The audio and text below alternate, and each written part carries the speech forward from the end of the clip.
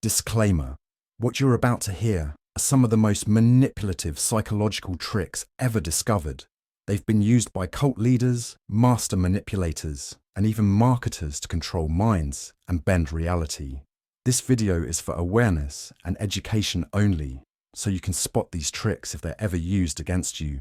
But be warned, once you know them, you can't unknow them. You're having a conversation with someone, maybe a close friend, a partner, or even a co-worker. You mention something that happened, and they immediately look at you with that familiar, almost smug expression and say, "That never happened." You're confused because you're sure it did. You remember the details, the words, the whole situation, but they keep insisting that you're wrong, even going as far as to make you doubt your own memory. Ever been there? It's frustrating, right? Now imagine this happening over and over again, to the point where you start questioning whether your reality is actually real. This, my friends, is the psychological phenomenon known as gaslighting. And believe it or not, many of us have experienced it, sometimes without even realizing it. It's sneaky, it's manipulative, and it can seriously mess with your head. So let's take a closer look at this unsettling tactic and why it's something that's worth understanding. Here's the thing: gaslighting isn't always as obvious as we might think. It's not like someone just straight up calls you crazy, though that might happen too. Gaslighting often happens in small, subtle ways that build up over time.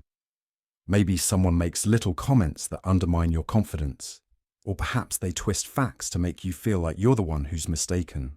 The worst part, it makes you question your own sense of reality, and that can make it tough to trust your own judgment.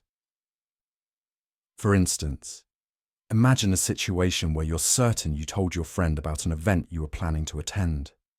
But when the day comes, they act surprised that they never heard about it. You might start to feel a little crazy. Did I really tell them? Was I just imagining it? You start doubting yourself, and that's exactly what gaslighting does. It makes you question your memory, perception, and even your sanity. So what exactly is gaslighting? Simply put, it's a form of emotional manipulation where someone tries to make you doubt your own thoughts, feelings, or reality. The term gaslighting comes from a play from the 1930s called Gaslight, where a husband tries to manipulate his wife into thinking she's going insane by dimming the gaslights in their home and then denying that it's happening. While that specific scenario might sound extreme, the idea behind it is simple. Someone is trying to make you feel like you're losing touch with reality. Now, you might be wondering, why would someone do this? The answer is simple. They want control. Gaslighting is all about power. The person doing the gaslighting seeks to dominate the relationship, manipulate your emotions, and shift the power dynamic in their favor. This can happen in all kinds of relationships: romantic, familial, friendships, or even professional settings. And the worst part is, it can be so subtle that you might not realize it's happening until it's too late. Why does gaslighting matter? Well, because it can cause serious emotional and psychological harm. Over time, it can chip away at your confidence, self-esteem, and sense of identity. People who are victims of gaslighting may feel confused, isolated, and even hopeless. It's like being stuck in a constant state of self-doubt, and it can take a toll on your mental health. You might start second-guessing your own decisions, feeling like you're always wrong, or even apologizing for things you didn't do. It can lead to anxiety, depression, and a deep sense of insecurity. Gaslighting can also lead to what's known as cognitive dissonance, where you hold two conflicting thoughts in your mind at the same time. For example, you know deep down that what you're experiencing is wrong, but the manipulator convinces you that it's your fault, or that you're imagining things. This constant back and forth can create confusion and self-doubt, making it even harder to break free from the situation.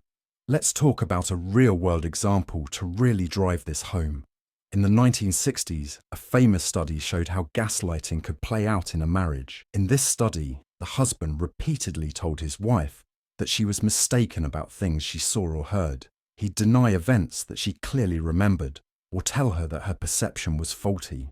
Over time, this repeated manipulation made her question her own reality and ultimately led to her doubting herself. This is a classic example of gaslighting.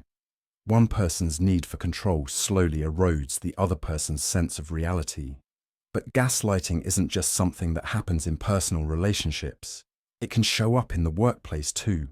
Think about a situation where your boss takes credit for your ideas or denies giving you instructions that you clearly remember.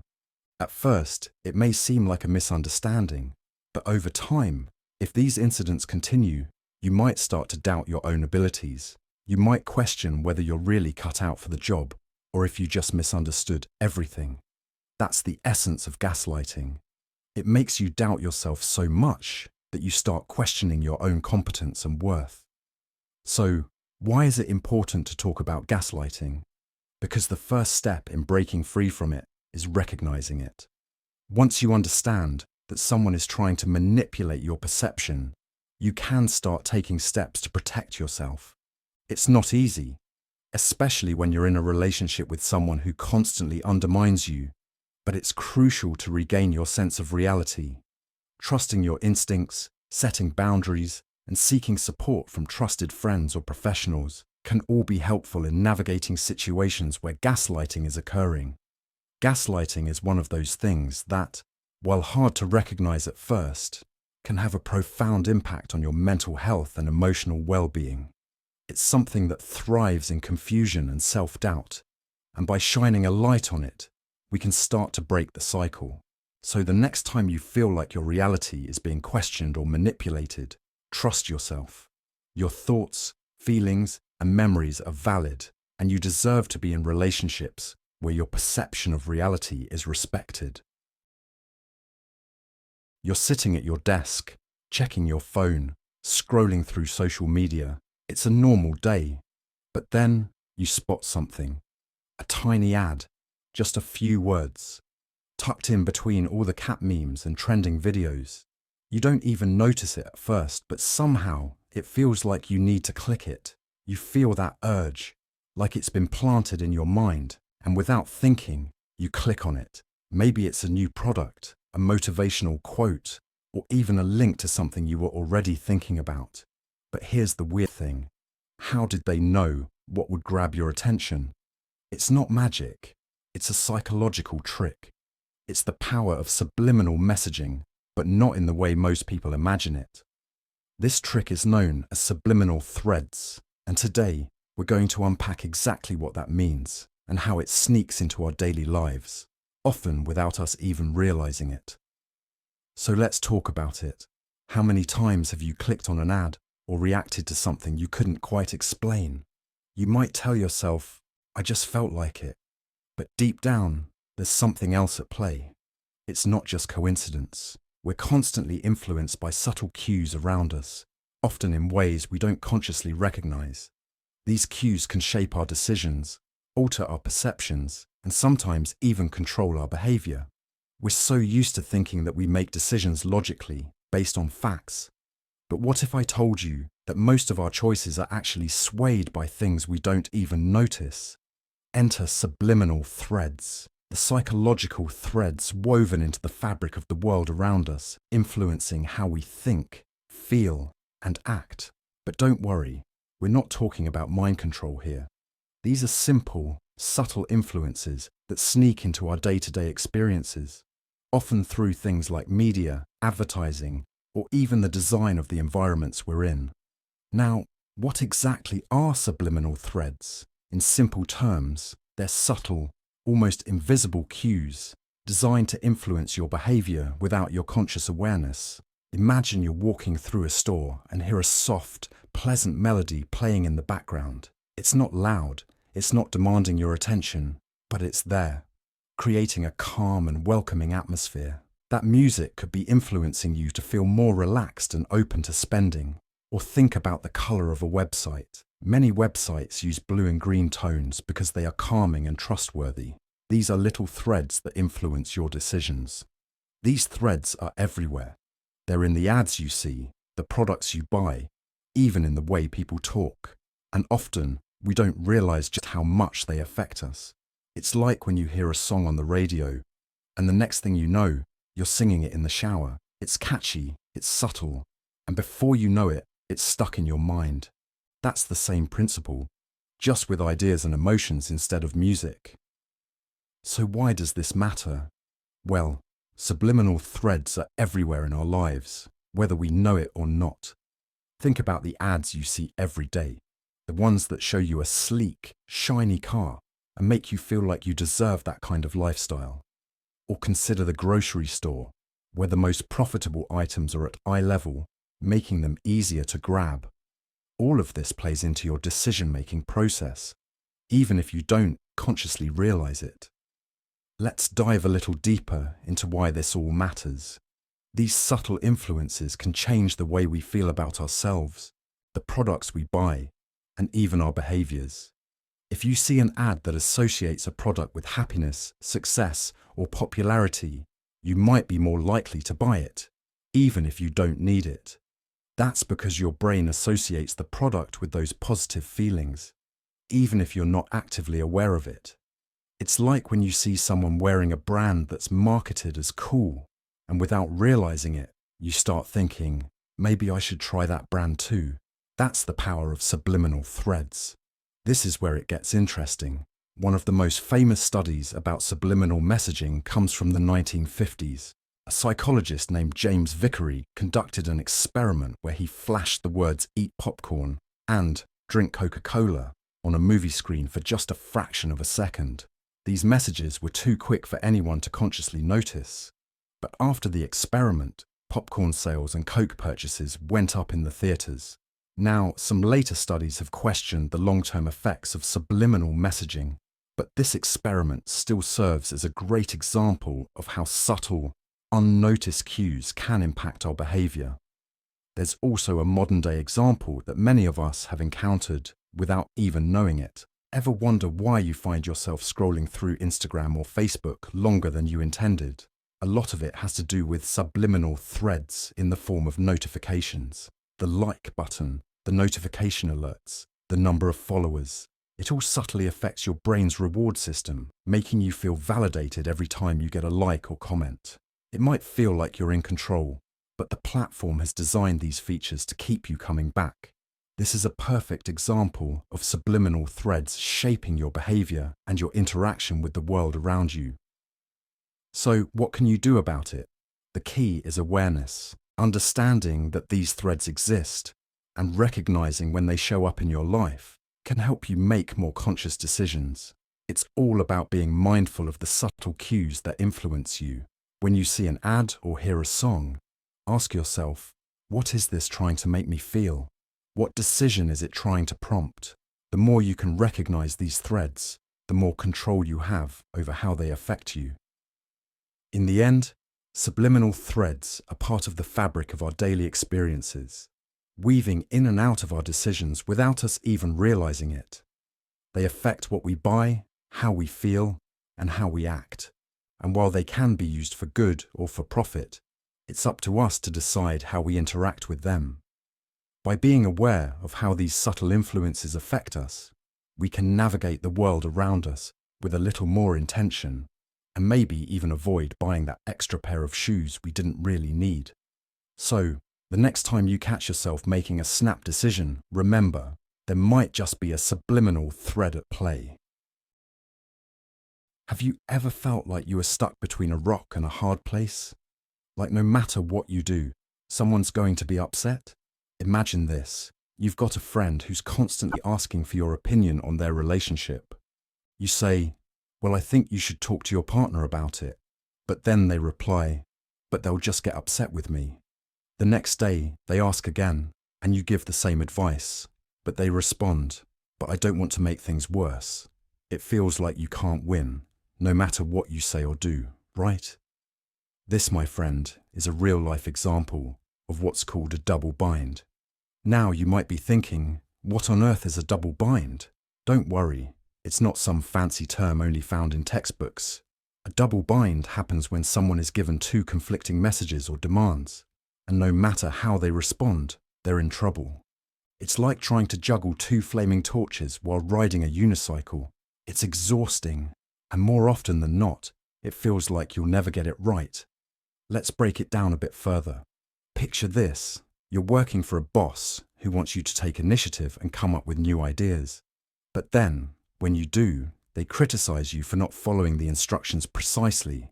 So you try sticking to the script next time, only to have them complain that you're not being creative enough. It's a classic example of a double bind.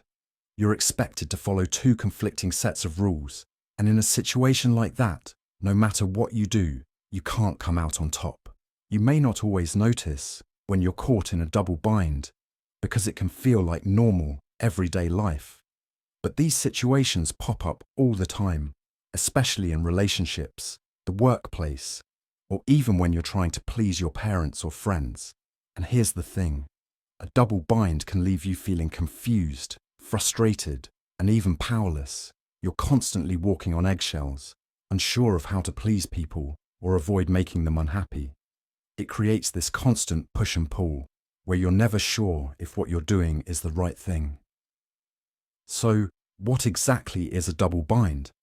It's a term coined by psychologist Gregory Bateson in the 1950s, and it refers to a situation where a person is given two contradictory messages. The catch is that these messages can't both be true at the same time. You can't be both creative and follow the rules perfectly. You can't make someone happy and keep them satisfied when their expectations keep shifting. And if you try to respond to one, you're punished for ignoring the other.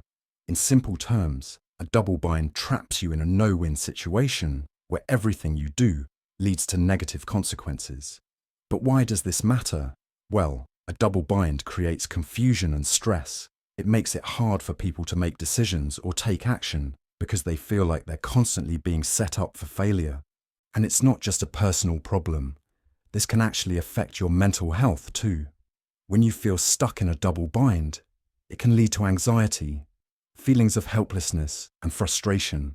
And over time, it can damage relationships because the person in the bind feels like they can't get it right, and the people around them don't understand why they can't just fix things. The impact of double binds is huge. It shows up in families, workplaces, and even in social media. For instance, in a workplace, a manager might tell an employee to be more assertive, but then when they speak up, the manager criticizes them for being too aggressive. In a family, a parent might tell their child to be independent, but when the child does something on their own, they are scolded for not asking for help. These mixed signals can create a sense of confusion and lead to a lot of inner conflict. Let me tell you about a famous study that brings this to life. In the 1950s, Bateson and his colleagues studied families of people with schizophrenia. They found that many of these families had patterns of communication that created double binds. For example, a mother might give her child a hug, but then tell them that they should never show emotions. The child is caught in a conflict where they're receiving two opposing messages. You should be close to me, but you shouldn't show your feelings. This caused confusion and emotional distress, and it's believed to have contributed to the development of schizophrenia in some cases. You can probably imagine how situations like these can cause someone to question their own actions or beliefs. It makes it difficult to know who to trust, yourself or the conflicting messages you're getting from others. And it's not just families. Think about a political debate where two opposing sides each say something that feels true, but you're left wondering which one is the reality. In that case, your thoughts get tangled up, and you're left feeling unsure of your own understanding. That's another kind of double bind. So how do we deal with it? First, recognize when you're in a double bind. Are you being asked to do two things that contradict each other? Are you feeling like you can't win no matter what you do? Once you notice it, it's time to talk about it. Don't be afraid to call out these situations and ask for clarity. If you're dealing with a boss or a loved one, try to express how the mixed messages are affecting you. You're not being difficult, you're being honest. And here's the big takeaway. A double bind doesn't have to be the end of the story. It's a tricky situation, but with the right communication and mindset, you can break free from the confusion. In some cases, understanding that you're caught in a double bind is the first step toward making things better. Recognize the conflicting expectations. Be honest with yourself and others. And, most importantly, remember that it's okay not to have all the answers right away.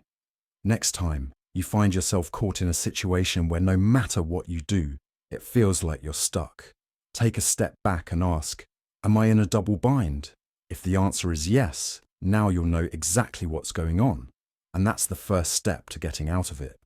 So, whether it's in your personal life, work life, or social interactions, being aware of double binds can help you make sense of confusing situations, and in turn, it can give you the clarity and confidence to take action, no matter what. You walk into your favorite coffee shop, and there's a long line of people in front of you. You've had a busy day, and you're craving your go-to coffee, the one that's become as much of a routine as brushing your teeth. As you stand there, you glance at the menu board, and to your surprise, they've added all these new fancy options. Cold brew, nitro-infused lattes, matcha frappes, the list goes on. You freeze for a second, wondering if you should try something new. The barista looks at you expectantly, and in a split second you blurt out, "I'll just have my usual." Sound familiar? We've all been there, standing in front of a mountain of choices, only to stick with what we know. But here's the thing. Even though it feels like you're making a decision, in reality, the options you have might not be as free and open as they seem. This is the illusion of choice in action. We all think we have the power to choose, but sometimes the choices presented to us aren't as independent or as varied as we believe. It's easy to think that the number of options we see on a menu, in a store, or online means we are in control of our decisions. But what if I told you that some of these choices are actually designed to guide you toward a specific decision without you even realizing it? The concept of the illusion of choice is exactly that, a trick our minds play on us. The illusion is that we believe we have freedom and power over our decisions, but in reality, those choices are often subtly influenced or restricted by outside factors. And trust me, it's not just about coffee shops. It happens every day in ways we may not even notice. You've probably heard of choice overload, the idea that too many options can actually make us more confused and less satisfied with our decisions. It seems a little counterintuitive, right? You'd think more options would lead to more freedom. But in reality, it can have the opposite effect. The more choices we have, the harder it is to pick one. Ever spent 15 minutes scrolling through Netflix only to end up watching the same show you always do? It's like there's so much to choose from. It becomes overwhelming. But here's where the illusion of choice comes in. While we're getting distracted by the overwhelming number of options, marketers, companies, and even governments are guiding us towards specific choices. The illusion is that we think we're making a decision for ourselves, but in reality, the options we're given often limit the range of possibilities, nudging us to pick what's easiest, most familiar, or most profitable for the person presenting the choices. Let's break this down a little further with a simple example. Have you ever been to a fast food restaurant and seen that value menu plastered with a dozen cheap items? You think you're choosing something affordable, but notice how most of the items are super similar. A burger, fries, and a drink. Sure, you have options, but they all fit a very specific mold. What they're really doing is offering you the illusion of choice, whilst keeping you within the confines of their menu, prices, and what they want you to buy. It's not just about food either. Think about when you're booking a flight. You might see all these different airlines with different prices, times, and options, but there's often one airline that dominates your search results. And the reason is that the way those options are presented is influencing your decision, even though it feels like you have all the freedom in the world to choose whatever you want. This happens through search engine algorithms, limited time offers, and even the way choices are structured. But wait, it gets even more interesting. One of the most famous studies on the illusion of choice comes from a psychologist named Barry Schwartz, who wrote a book called The Paradox of Choice. In his research, Schwartz found that when people are faced with too many options, they often feel more dissatisfied regretful, and anxious. He cited a study where people were offered a variety of jams to taste and buy. In one setting, there were 6 different jams. In another, there were 24. The larger selection got more attention, but people were less likely to buy anything when there were more jams. With fewer choices, people were more likely to make a purchase and felt happier about it. Why does this happen? It's because, when presented with an overwhelming number of options, we experience what psychologists call decision fatigue. The more decisions we make, the less energy and mental clarity we have for the next choice. So while we think we're gaining more freedom by having all these options, what we're actually doing is draining our ability to make a choice that we feel good about. The result? We end up choosing the safest, easiest, or most familiar option without realizing it. Now, let's take this idea even further with another example: shopping online. The next time you're scrolling through your favorite e-commerce website, pay attention to how they present their choices. You might see a list of bestsellers or recommended for you items that seem like your own personal preferences. In reality, the website has been using algorithms to track your browsing habits and present you with choices that they know will sell the most. So, you feel like you're getting exactly what you want, but the truth is, the choice was designed to cater to your behavior, narrowing down the options that will be most profitable for the store. Again, this is the illusion of choice at play. So, why does all this matter? Well, it impacts how we feel about our decisions. When we think we've made a choice based on our own free will, but we're actually influenced by subtle forces around us, it can lead to frustration, dissatisfaction, and even confusion. The more we recognize the illusion of choice, the more we can become aware of how our decisions are being shaped and hopefully take back some of that power. The key takeaway here is this: while choice is an essential part of life, it's important to remember that not all choices are created equal. We need to be mindful of the ways our options are presented to us and understand that sometimes the illusion of choice might be steering us in a particular direction. Being aware of this can help us make more informed, intentional decisions, whether it's what to eat, what to buy, or how we spend our time. So the next time you're in front of a menu, scrolling through Netflix, or even picking out a pair of shoes, ask yourself, are you truly choosing what you want? Or is the illusion of choice playing a bigger role than you think? Have you ever had a conversation with someone where no matter what you said, it seemed like they just turned the whole thing around on you? Suddenly, you were the one in trouble, and they were the innocent victim? Yeah, it's frustrating. You might have thought you were the one with the valid point, but somehow they made it seem like you were the one to blame. If that sounds familiar, you might have encountered something called DARVO. DARVO stands for deny, attack, and reverse victim and offender. It's a tricky little strategy people sometimes use when they've been caught doing something wrong. And instead of owning up to it, they twist the situation and flip the blame. It can happen in any relationship, whether it's with a friend, family member, co-worker, or even a partner. And here's the kicker: it's so sneaky that you might not even realize it's happening to you. But once you know what it is, you'll start noticing it all around you. We've all been there, confronted someone about something they did wrong, only for them to twist the situation and make you feel like the bad guy. You bring up a valid concern, and instead of taking responsibility for their actions, they hit you with something like, "Why are you always attacking me?" Or, "This is all your fault." It feels like you're not having a conversation anymore, but rather being dragged into a storm of deflections, accusations, and confusion. The whole experience leaves you feeling frustrated, drained, and wondering if maybe you really were the problem all along. And that's exactly how DARVO works. So what exactly is DARVO, and why should you care? Well, at its core, DARVO is a psychological defense mechanism that someone uses when they're caught doing something wrong. And instead of admitting fault, they try to turn the situation around. They do this in 3 steps. First, they deny the wrongdoing. Then, they attack the person pointing it out. And finally, they reverse the roles, making themselves the victim and you the offender. It's like a sleight of hand trick. but with words and emotions. The result? You end up feeling guilty, confused, and emotionally drained, even though you were the one with the legitimate concern.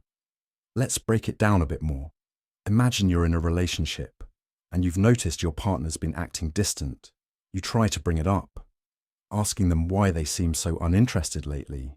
Instead of acknowledging their behavior, they deny it, saying something like, "You're imagining things.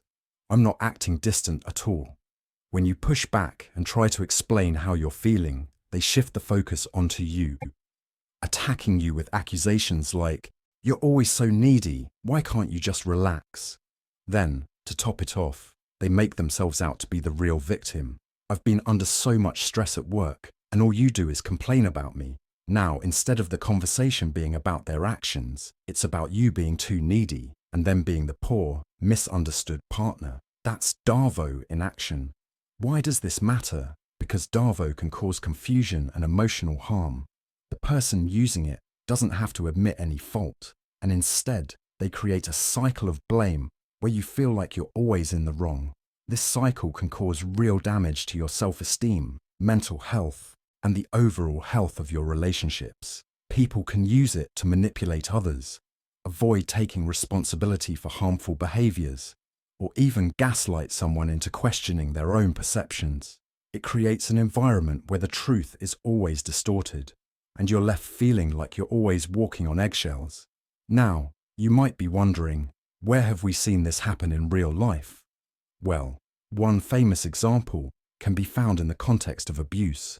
In abusive relationships, for instance, the abuser often uses DARVO as a way to avoid accountability for their harmful behavior.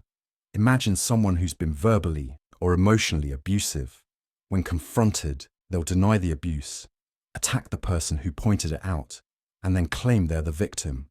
They might say things like, "I wouldn't have yelled at you if you hadn't made me so angry," or "You're always playing the victim." In this situation, the person who is actually suffering is made to feel like they're the one to blame. It's a powerful and insidious tactic that can trap someone in a cycle of confusion and hurt for years. The concept of DARVO was first identified by psychologist Jennifer Freud in the 1990s, and it's been a key part of understanding abusive dynamics in relationships ever since. Freud's research showed that abusers often employ DARVO to escape consequences and maintain control. The manipulation of turning oneself into the victim is a key way they avoid facing the harm they've caused. It's a mind game that can be difficult to break free from, especially if you've been emotionally manipulated or gaslighted into doubting your own experiences. But here's the good news. Once you recognize DARVO for what it is, you can start to protect yourself from it. Knowing that it's a manipulative tactic means you won't be as easily swayed when someone tries to turn the tables on you. You can stay grounded in your truth, stick to the facts, and set boundaries when needed. If someone is using DARVO to avoid accountability, it's not your job to fix them or make them see the truth. It's their responsibility to recognize and own their actions. So, next time you find yourself in a situation where someone is trying to turn things around on you, remember that it's not about you being the problem. It's about them dodging accountability. Recognize the signs of DARVO and trust yourself to stay calm, collected, and assertive. Don't let anyone twist your words or your emotions. Stay true to your feelings, and don't let anyone reverse the roles of victim and offender. In the end, DARVO is just one more reminder of how important it is to communicate openly, honestly, and with integrity. And while it's a tactic that can throw you off course, with awareness, you can protect your mental and emotional well-being. So the next time you face a situation like this, stand your ground, stay in your truth, and remember, you deserve honesty, respect, and accountability in every relationship. Have you ever walked into a store and suddenly you feel like you need to buy something you weren't even planning on? Maybe you're just browsing, but as soon as you see that item on sale, it suddenly feels like the perfect opportunity. You convince yourself, well, it's a deal, so I'd be foolish not to buy it, right? Ever wonder why that happens? We've all been there. It's like your brain flips a switch without you even realizing it. And before you know it, you're heading to the checkout. It's not that you didn't have a good reason to want the item in the first place, but somehow that price tag or that limited time sign makes you feel like you have to act now. This is a prime example of something called anchoring, and it's one of the sneakiest forms of psychological manipulation we encounter every day. You might not even know it's happening, but this little trick can have a huge impact on your decisions, thoughts, and even how you see the world. So, what exactly is anchoring, and why does it affect us so much? At its core, anchoring is a cognitive bias. It's the human tendency to rely too heavily on the first piece of information we receive when making decisions. That first piece of information is called the anchor. Once it's in our minds, it sets the stage for everything else we think about. Whether we realize it or not, that anchor becomes our reference point for making future judgments. Imagine this. You're in a restaurant and looking at the menu. The first thing you see is a fancy steak for $50. It's a high price, but you're still curious, so you keep browsing. As you move through the menu, you see other options like pasta or burgers, priced much lower at $25. Even though you might have thought $25 was a lot before you saw that steak, now it doesn't seem too bad. In fact, it feels like a bargain. That expensive steak was the anchor, and it made all the other prices seem more reasonable. But here's the thing. The steak wasn't your actual reference point. You didn't need that $50 steak to make your decision. The anchor just influenced how you saw the options. This happens all the time, not just with food, but with everything from clothes to cars to even relationships. It's easy to underestimate how much we're influenced by the very first piece of information we get. Now, why is anchoring such a big deal? Well, because it's everywhere. It's used in advertising, negotiations, and even in the way we see ourselves. Think about it. Have you ever compared yourself to someone based on a photo or an image, only to realize later that you were comparing yourself to an unrealistic standard? That's anchoring at work. One of the most common places where anchoring shows up is in pricing. Retailers are masters at it. Think about those big sale signs that announce a was price and a now price.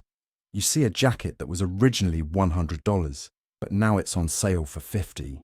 Your mind locks on that original price, the anchor, and suddenly the sale price seems like a steal. The thing is, that jacket may have never been worth $100 in the first place. It doesn't matter. The anchor has done its job. It's changed how you perceive the price. Anchoring also shows up in negotiations. Ever been in a situation where someone makes an offer and the first thing they say is a high number, way higher than you expected? Then, when they offer something lower, even if it's still higher than what you were originally willing to pay, it feels like you're getting a deal. That high number they gave you first? Yep, that's the anchor. Your mind now sees the second offer as reasonable. Even if it's still above your budget, it's a trick, and it works surprisingly well. But anchoring doesn't just happen with material things. It also affects how we view the world and each other. Take, for example, a job interview.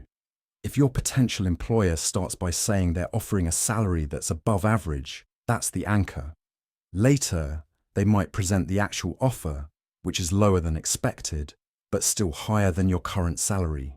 Your brain will likely focus on that initial high figure as the baseline, and you'll feel like you've won, even if the actual offer isn't that great. Let's make it even more real with a study. In the 1970s, psychologist Daniel Kahneman, along with his colleague Amos Tversky, did a study that became famous for demonstrating anchoring. They asked participants to estimate the percentage of African countries in the United Nations. One group saw a Wheel of Fortune-style spinner that landed on a high number like 75, and another group saw the wheel land on a low number, like 25. After the wheel spun, both groups were asked to guess the percentage. The first group guessed much higher than the second group. Even though the wheel had no real connection to the question, that number became their anchor, influencing their answer. This study was groundbreaking because it showed just how powerful anchors can be, even when the information is random or irrelevant. Our brains don't just reject irrelevant information. We tend to use it as a reference point, even if we don't consciously know we're doing so. So how can we avoid falling into the trap of anchoring? It's not easy because, like many psychological tricks, it's a part of our natural thinking process. But being aware of it is the first step. Next time you're making a decision, whether you're shopping, negotiating, or just trying to figure something out, take a step back and ask yourself, what's really influencing my decision right now? Are you reacting to the first piece of information you got? Or are you considering all the facts in front of you? One great way to counter anchoring is to deliberately introduce a variety of options into the mix. For example, when you're shopping for something big, try to get a sense of the general price range first, before you see any discounts or fancy labels.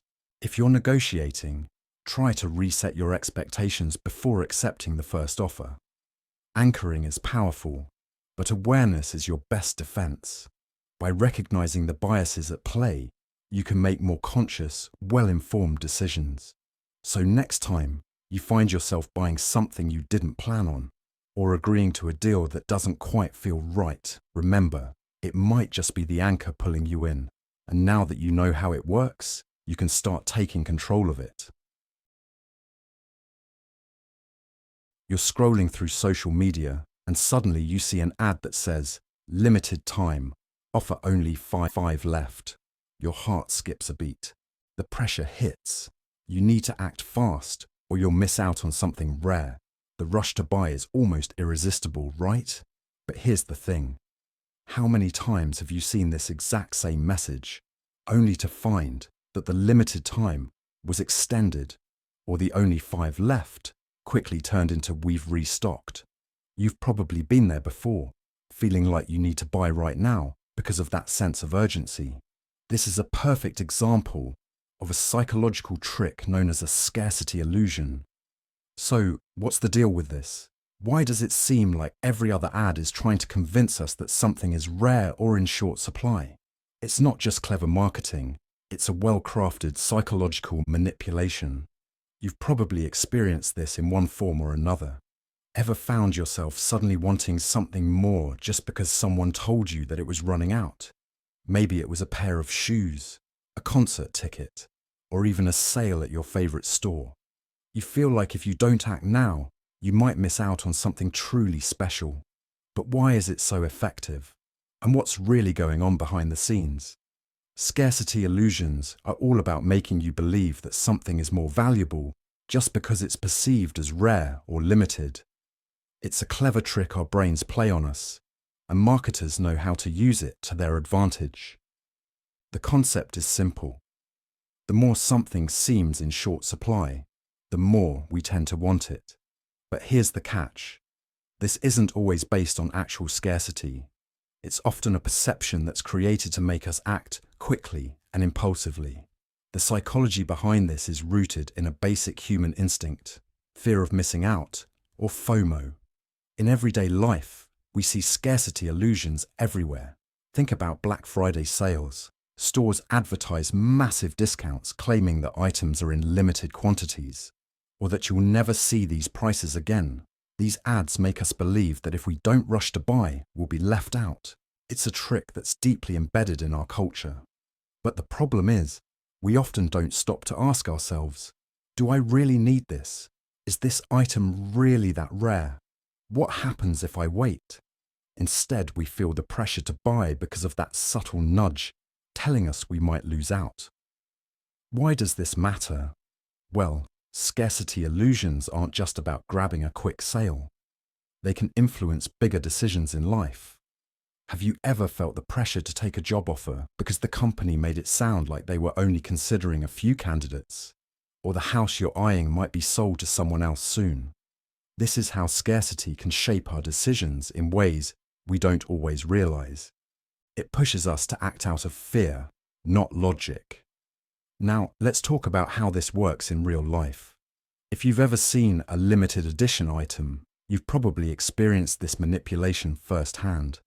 The key to this strategy is not just the item being rare, but the idea that if you don't grab it now, someone else will. That sense of urgency makes you feel like you're losing an opportunity, even if the item or deal is still around for weeks. It's the illusion of scarcity at play, and it's super effective at driving consumer behavior. Take, for example, the famous Coca-Cola Holiday Edition cans. For years, Coca-Cola has released special holiday cans, designed in unique ways. At first glance, you might think they're in limited supply, and you should grab one while you can.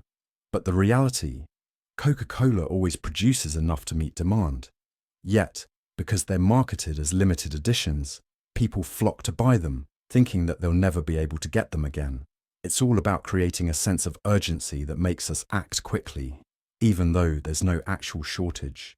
But scarcity illusions aren't just for products. They show up in social situations too.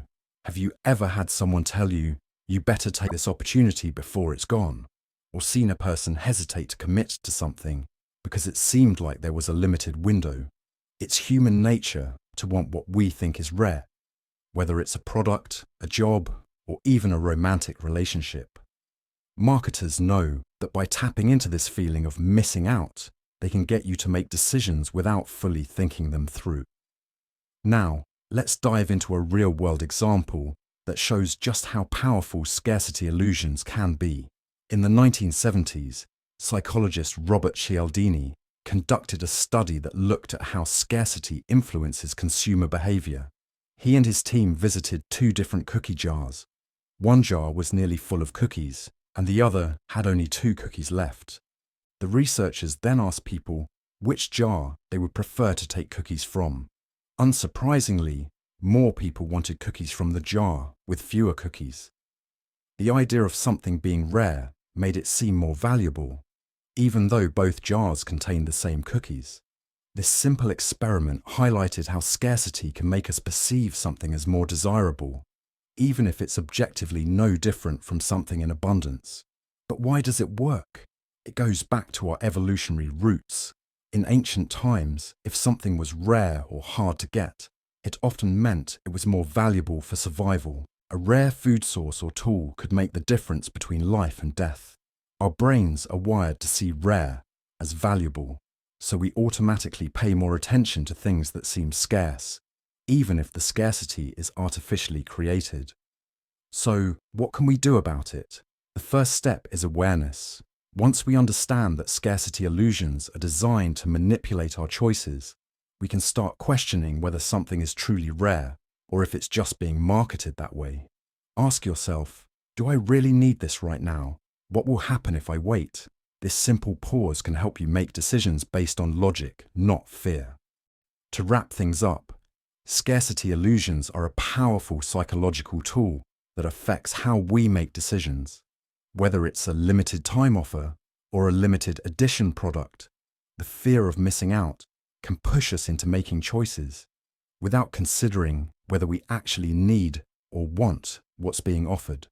By becoming more aware of this tactic, we can take control of our decisions, avoid impulse buying, and make choices that are more aligned with our true needs and values. So, the next time you see a limited supply message, take a breath. It might just be an illusion designed to get you to act faster than you should. Imagine scrolling through social media one evening, just enjoying the usual posts, memes, and cute animal videos.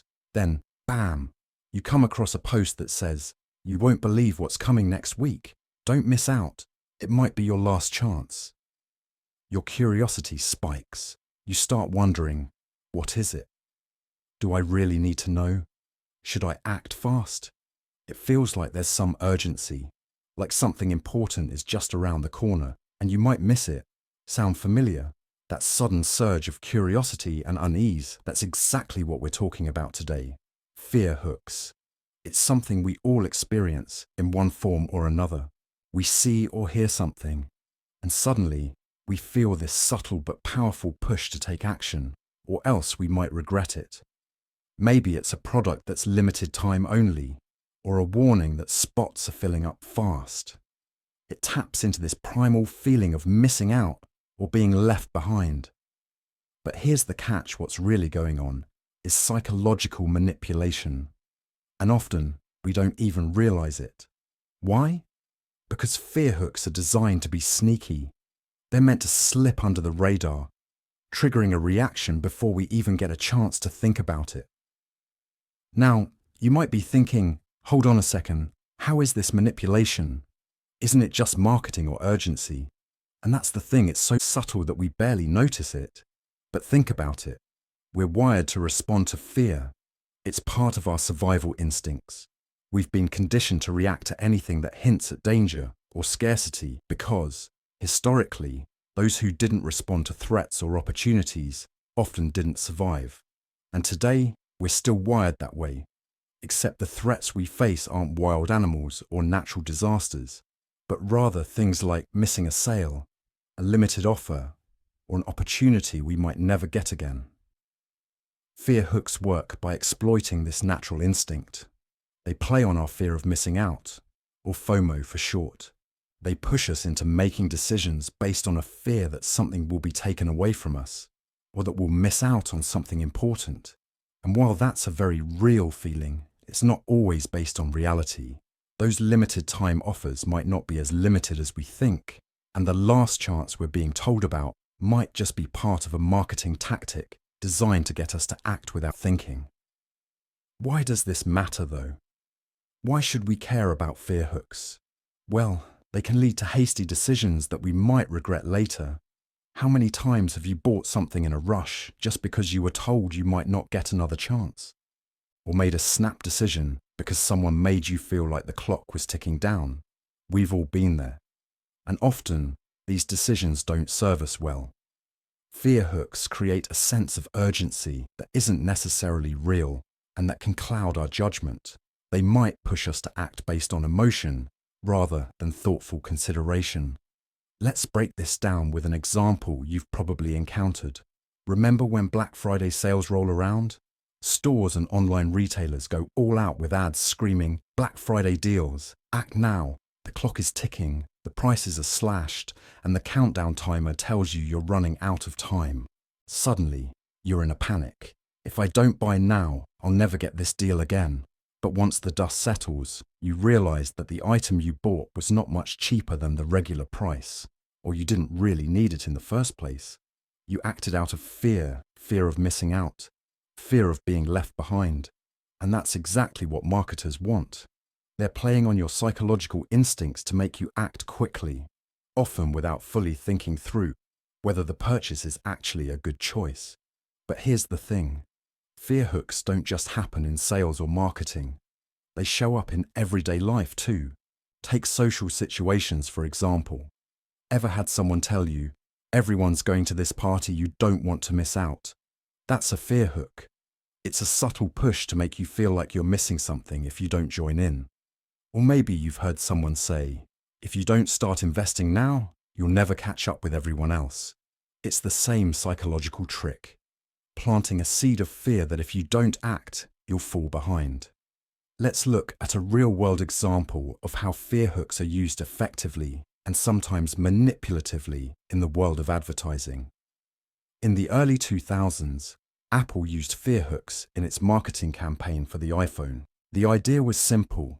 They created the image of the iPhone as an exclusive, cutting-edge product that would change your life. The fear hook was in the scarcity and urgency, limited stock, early bird exclusives, and a don't miss out on the revolution vibe. It was more than just a phone.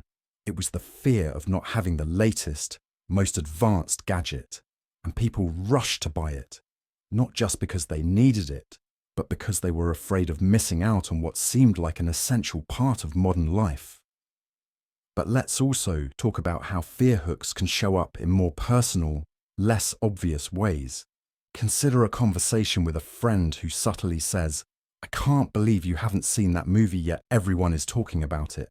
That little nudge might make you feel like you're falling behind, even though you're not. You might think, well, maybe I should watch it so I'm not out of the loop. And just like that, you've fallen prey to a fear hook. It's a simple way to manipulate your decisions, making you act out of the fear of being left out or judged. So, what can you do about it? First, recognize that these fear hooks are everywhere. They're in our phones, in advertisements, in conversations, and even in the things we read online. Once you become aware of how they work, you'll be in a better position to make decisions that are based on logic and thoughtful consideration, rather than fear. Take a step back when you feel that rush of panic or urgency. Ask yourself, do I really need to act right now? Or is this really a unique opportunity? Or am I being nudged into making a choice I might regret later? Fear hooks might feel like an irresistible force at times, but with a little awareness, you can take control of how you respond. So next time you feel that rush to act, pause for a second and ask yourself if you're making a decision based on your needs or just reacting to a well-timed fear hook. Trust me, you'll be glad you did. You're talking to a friend, sharing some personal details about your day, maybe venting a little about something frustrating that happened at work. They listen intently, nodding at all the right moments, saying things like, "I totally get you," or "That must be so tough." You feel heard, validated, and comforted. But then, a few days later, you realize that the advice they gave you wasn't actually helpful, and they've somehow turned the conversation back to themselves. You're left feeling confused, like something's not quite right. This feeling, that uncomfortable realization when something seems off, could be an example of dark empathy in action. Now, most of us know what empathy is, right? It's when someone can understand and share another person's feelings, offering support, care, and compassion. But dark empathy, that's a whole different ballgame. It's empathy with a twist. The person using it might seem caring and considerate on the surface, but underneath, their empathy is being used as a tool to manipulate, control, or get something out of you. It's a subtle, yet powerful form of psychological manipulation. Here's the thing about dark empathy. It's often hard to spot at first. People who use it are skilled at appearing deeply understanding and connected to others. They know exactly what to say to make you feel comfortable, to make you feel like there's someone you can trust. It's like they have a superpower to tap into your emotions and use them to their advantage. The problem is, while they seem to be listening and empathizing, they're actually analyzing how to exploit your feelings for their benefit. But why does this matter? Well, dark empathy is tricky because it can show up in all sorts of places. Maybe you've encountered someone who always seems to know exactly what buttons to push to make you feel guilty or obligated. Or perhaps there's someone in your life who is always offering help, but you can't shake the feeling that they expect something in return. It could even be at work, where a colleague uses your personal struggles to gain sympathy or manipulate a situation to their advantage. Dark empathy isn't just about being manipulative, it's about using understanding and emotions as a weapon, without the other person even realizing it. So let's break down how it works and why it's so effective. At the core of dark empathy is the ability to deeply understand someone's emotions, but instead of using that understanding to build trust and a healthy relationship, it's used to create an emotional dependence, to control, or to extract favors. The person using dark empathy knows exactly what to say to make you feel seen, but not in a healthy, caring way. They use that insight to shape your actions and decisions, often without you even noticing it. For example, let's say you're dealing with a difficult situation and you start talking to someone you trust. They listen, offer sympathy, and reassure you that everything will be okay. After a few conversations, you realize that their advice always seems to align with what they want, not necessarily what's best for you. This subtle shift from genuinely helping to subtly guiding the conversation toward their own interests is a classic sign of dark empathy. Real-life examples of dark empathy can be found all around us, in both personal relationships and professional environments. Take, for instance, a situation where someone at work is constantly there for you during tough times. They offer to help with your workload, show concern when you're stressed, and seem like the perfect support system. But over time, you begin to feel like you owe them something, or that you're being asked to reciprocate in ways that go beyond just helping each other out.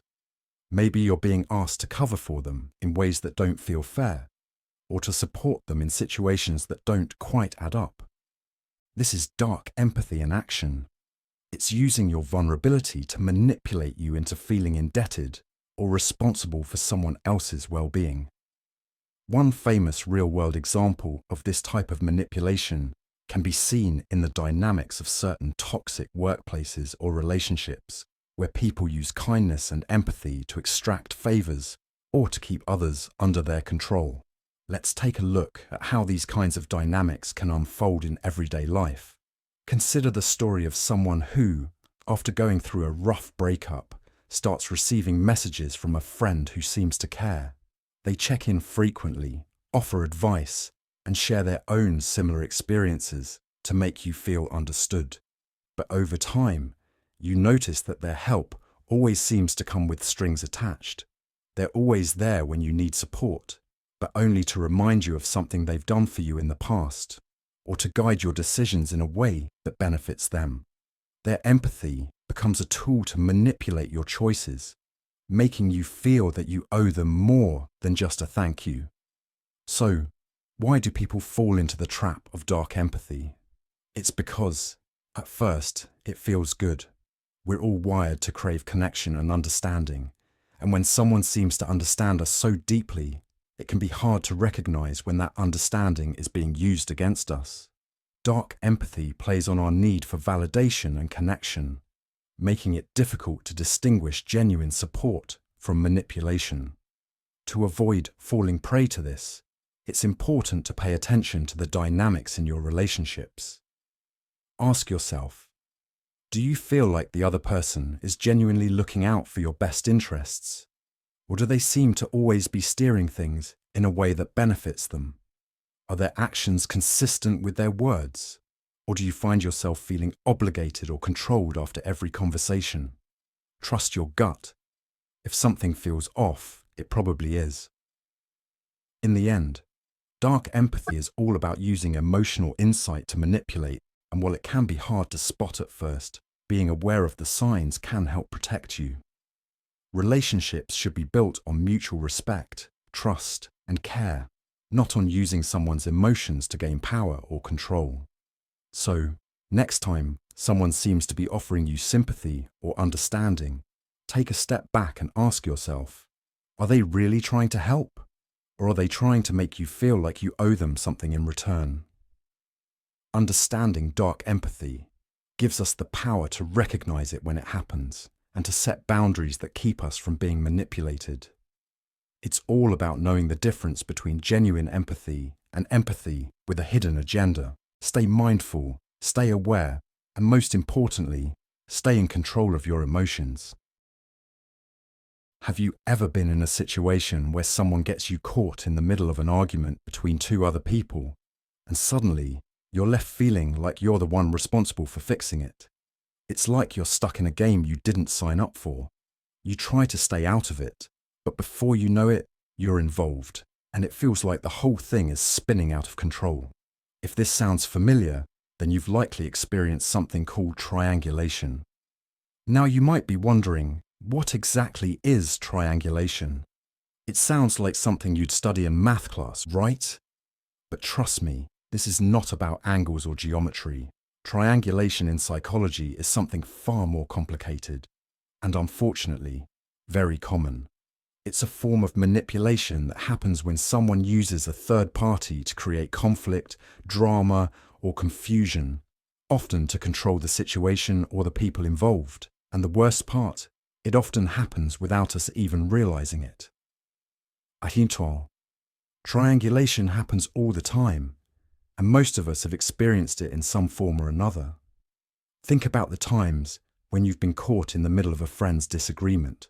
One person might tell you all about what happened with the other person, but they're doing it with a specific goal in mind. Maybe they want you to pick sides. Maybe they want you to be mad at the other person. Or maybe they just want to vent, but at your emotional expense. At the end of the day, you're left feeling confused, guilty, or even like you've betrayed someone. That's triangulation at work. And in a way, it's like being used as a pawn in someone else's game. So, what exactly is triangulation? It's when a person tries to manipulate a situation by pulling a third party into a conflict or situation that isn't really theirs to handle. Instead of dealing directly with the person involved, they create a triangle, hence the name, where they involve someone else, typically to gain control, validate their own feelings, or get others to side with them. In simple terms, it's a way of dragging someone else into a situation so they can get their own way. And here's the thing, it's not always obvious at first. You might think someone's just venting or talking to you for advice, but if you're constantly put in the middle, you start realizing something isn't right. It feels off, like you're being manipulated without your consent. Triangulation is particularly common in dysfunctional relationships, whether it's with family, friends, or even at work. And it doesn't always involve huge, dramatic fights. Sometimes it can be as subtle as one person telling you something negative about another person, hoping you'll share it with them, or even just agree with their point of view. In fact, many people don't even realize they're using triangulation until they look back on it. But when it happens repeatedly, it can cause a lot of emotional distress for everyone involved. Why does this matter? Well, because triangulation can create unhealthy dynamics. It can breed distrust, resentment, and even anxiety. Imagine constantly having to choose sides in someone else's drama, or feeling like you need to be the mediator in a conflict you never asked to be part of. Over time, this can make you feel drained, confused, and isolated. And that's exactly what a manipulator wants. They want to control the narrative, keep you off balance, and make sure you're on their side. Let me give you a real-life example of triangulation. You may have heard about the famous case of Edward, an office worker who was caught in a triangulation scheme involving his boss, Susan, and his co-worker, Max. Susan had an issue with Max but didn't want to confront him directly. Instead, she approached Edward, complaining about Max's behavior, and asked Edward to keep an eye on him. Susan didn't care if Edward got involved. She just wanted someone else to be her eyes and ears. As a result, Edward was forced to choose sides and was caught in a position where he had to deal with a problem that wasn't his to solve. Not only did this strain his relationship with Max, but it also made Edward feel like he was in the middle of a battle, constantly worrying about who to trust. In this scenario, Susan used triangulation to manipulate the situation without having to directly confront Max. She involved Edward to do her bidding, creating unnecessary tension and conflict, and leaving Edward emotionally drained. You can see how it's a clever strategy, except it's incredibly unfair to the person stuck in the middle. So how can we protect ourselves from being caught in these situations? First, it's important to recognize when it's happening. If you find yourself being pulled into someone else's problems repeatedly, and you're feeling emotionally drained or confused, take a step back.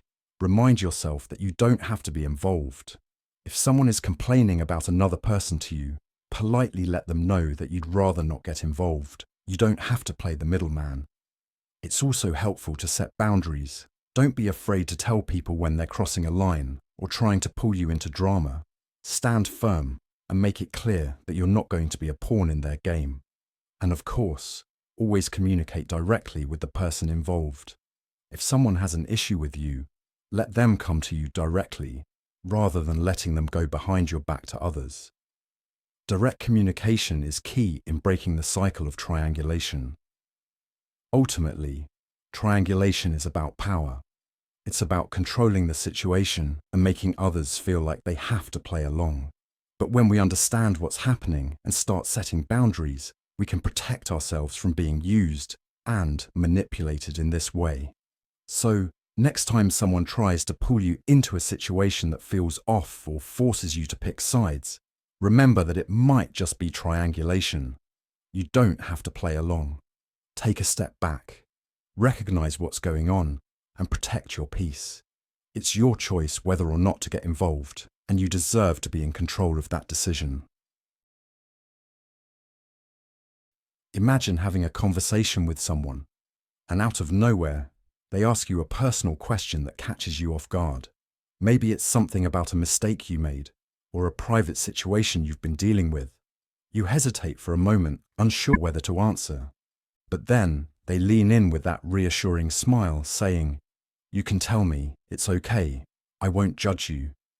You feel this sudden urge to confess, to be honest, because they seem so understanding, so trustworthy. But here's the thing, you might be falling into a trap. That subtle but powerful feeling you get in those moments, it's what we call a confession trap, and it's a form of psychological manipulation that's often hard to spot until it's too late. Most of us don't even realize when we're being manipulated in this way, because the person asking seems so harmless and the situation feels so casual. It's the kind of thing we've all experienced at one point or another, yet we often overlook the deeper dynamics at play. Confession traps are designed to get you to open up about your personal feelings, secrets, or mistakes, not because the other person truly cares, but because they want to use that information for their own benefit. It's all about control. They know how to make you feel safe enough to spill the beans, but once you do, they've got something they can use against you, either now or in the future. At first, it might feel like a safe space, but soon enough, you realize you've shared way more than you intended. So let's break down how these confession traps work and why they're so powerful in the first place. Imagine being in a relationship, whether it's with a friend, a partner, or even a colleague. You trust this person, maybe you've known them for a long time, and they've always been supportive. One day, during a conversation, they start asking questions that feel oddly probing. At first, they're casual, but then they start getting more personal. Have you ever made a huge mistake that you regret? Or what's something you've been ashamed of? They might even follow up with, "I've been through similar things, I totally get it." These questions might seem innocent enough. After all, everyone has regrets, right?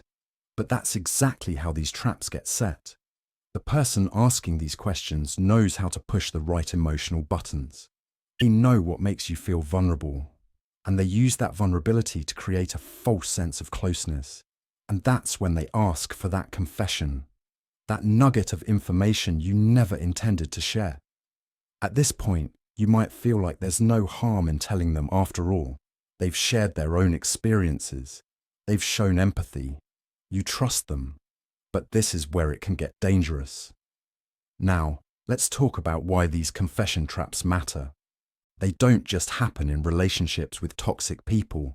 They can show up in all kinds of situations. They can take place at work, in friendships, and even with family members. The reality is, we've all been conditioned to be open and vulnerable with others, to trust those around us. That's human nature. We crave connection and understanding. But not everyone who asks about your personal life is interested in helping you or offering support. Some people use your vulnerabilities as a tool for manipulation. So, what happens when you fall into this trap? It could range from something as simple as feeling awkward afterward to serious consequences, like having that private information used against you in subtle or even harmful ways. Let's say a friend you confided in later uses that information to make you feel guilty, or even throws it in your face when you disagree on something. Or perhaps a colleague you've trusted starts using your confessions to manipulate you at work, making you feel obligated to do things you don't want to do, or threatening to share your secrets with others unless you comply. This is why confession traps are so powerful. They play on our natural desire for connection, our fear of judgment, and our need for validation. The person asking the questions isn't looking for answers to help you. They're looking for ammunition they can use later.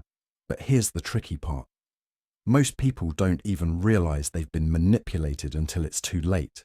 They think they're just having a conversation, just sharing a moment of vulnerability, and then later realize they've been set up. One real-world example of how this works comes from a classic psychological experiment known as the foot-in-the-door technique. In this experiment, researchers found that when people are asked small, seemingly harmless favors, they're more likely to agree to bigger, more significant requests later on. It's the same with confession traps. You start with a small confession, maybe a little mistake from your past, and then, over time, you're asked to share bigger, more personal information. Each time, it feels harmless, and before you know it, you've shared more than you ever intended to. Another example is something we all know: political manipulation. Think about how certain political campaigns can use personal stories, emotional appeals, and confessions to gain support. Politicians often create a false sense of intimacy, asking voters to share their struggles and then using that information to shape the narrative to their advantage. It's the same concept, just on a much larger scale. The key takeaway here is that these traps don't happen by accident. They are carefully constructed, often by people who are skilled in psychological manipulation. They understand how to get you to lower your guard, how to make you feel comfortable enough to reveal things you might otherwise keep hidden. They know that vulnerability creates a bond, and they use that bond for their own purposes. So how do you avoid falling into a confession trap? The first step is being aware of the signs. If someone is asking overly personal questions, especially in a way that feels invasive, it's okay to pause and reconsider. Trust your instincts. If something feels off, it probably is. It's also important to set boundaries. You don't owe anyone your personal story, and it's okay to politely decline to answer certain questions. In the end, confession traps are a form of psychological manipulation that we all need to be aware of. They take advantage of our natural need for connection and our tendency to trust others. But by recognizing the signs and being careful about what we share, we can protect ourselves from being used by those with less than noble intentions. You're sitting at a coffee shop, scrolling through your phone, when you see a post from an old friend. It's a picture of them with someone they barely knew a few months ago, but now they seem so close, like they've been friends forever. It's funny, right? You start thinking, how did they get so close so quickly? Then your mind wanders to your own friendships. You think about those relationships where you went from strangers to best friends almost overnight. And for some reason, you can't shake the feeling that there's something a little off about how quickly it all happened. Well, if you've ever found yourself wondering about how people form intense bonds, especially in seemingly unhealthy or unusual ways, then you're not alone. We all want to feel connected to others, and sometimes that drive can lead us down some strange paths. Sometimes people get so attached that they form a bond with someone who has hurt them or put them in a bad situation. It might sound a bit wild, but this is where Stockholm Syndrome comes in. If you've ever heard of Stockholm Syndrome, it might just sound like something that happens in movies or in extreme situations, but it's more common than you think. You see, Stockholm Syndrome is a psychological phenomenon where people develop feelings of trust, affection, or even loyalty towards their captors, abusers, or the very people who have put them in harm's way. Yeah, I know, it's not exactly what we would expect, but here's the thing. It's a real psychological response, and it's something that can happen to anyone under certain conditions. The name comes from an infamous bank robbery that took place in Stockholm, Sweden in 1973. During the robbery, hostages were held for 6 days. By the time they were freed, they had actually started to defend their captors, even raising money to support them during the trial. It's kind of baffling, right? But it's also a perfect example of how the human mind can sometimes turn the tables in strange ways, even when it seems completely counterintuitive. So why does this happen? To understand Stockholm Syndrome, you have to think about what happens when someone is in a stressful or frightening situation, like being held hostage, abused, or manipulated. What starts happening is that the person starts looking for ways to make sense of what's happening. They might rationalize the behavior of their captors or abusers, finding small signs of kindness or care, even if those moments are few and far between. It's like the mind wants to hold on to the tiniest bit of hope, especially when faced with a situation that feels so overwhelming. Here's the thing. Stockholm Syndrome isn't just something that happens when someone is physically trapped. It can show up in relationships too. Think about a toxic friendship or relationship where one person constantly mistreats the other. Maybe they yell, ignore, or even manipulate the other person. But then, when the abuser does something that seems nice, like buys a gift or says something kind, there's a wave of relief and affection. The victim feels as if they've been treated well, even though, overall, the relationship is unhealthy. This cycle can make someone feel attached or loyal to someone who is, in many ways, hurting them. You've probably heard someone say, "I don't know why I can't break up with them," or "I know they're bad for me, but I just can't stop thinking about them." That feeling of being stuck, of wanting to break free, but also feeling tied to the person who has hurt you, is a huge part of Stockholm Syndrome. It's the emotional tug of war that keeps someone in an unhealthy situation because part of them still believes the person they're with can change, or that there's a deeper connection that somehow makes it all worthwhile. The thing is, Stockholm Syndrome doesn't just happen to a few unlucky individuals. It can affect anyone. It's not about being weak or lacking self-control. It's a survival mechanism that can kick in when someone feels they have no way out. When you're in a position where you feel powerless, your mind might look for ways to survive, even if it means forming a bond with the very person causing you harm. This survival instinct can trick your brain into thinking that attachment to the person in control will keep you safe or provide you comfort in an otherwise terrifying situation. To give you a real-world example, let's talk about Patty Hearst, the granddaughter of a famous American newspaper magnate. In 1974, Patty was kidnapped by a radical group known as the Symbionese Liberation Army. After a period of being held captive, she ended up joining the group, participating in crimes, and even defending them. To the public, this was baffling. How could someone who was once a victim become so closely attached to their captors? But if we look at it through the lens of Stockholm Syndrome, we can start to understand how her mind might have found a way to make sense of an impossible situation. Another example is the case of Elizabeth Smart, who was kidnapped and held captive for months by a man named Brian David Mitchell. During her captivity, she was manipulated and threatened, but when she was eventually freed, Elizabeth talked about how her captor had gained a hold over her. While she never fully accepted or defended him, the emotional and psychological trauma she endured is a perfect example of how Stockholm Syndrome can take root in an abusive, controlling environment. Now, let's take a moment to reflect on this. You might be thinking, well, that's all pretty extreme, but what about everyday situations? Here's where things get interesting. Stockholm Syndrome doesn't always show up in big, dramatic ways. It can happen in everyday relationships, workplaces, and even in families. It can be about a toxic boss, a manipulative partner, or a controlling family member. Over time, subtle manipulations and emotional abuse can make someone feel like they can't escape, or worse, that they deserve the treatment they're getting. So why does this matter? Understanding Stockholm Syndrome is important because it helps us recognize unhealthy patterns in our own lives. It's easy to think that something like this could never happen to us, but sometimes we don't realize we're in a situation until it's too late.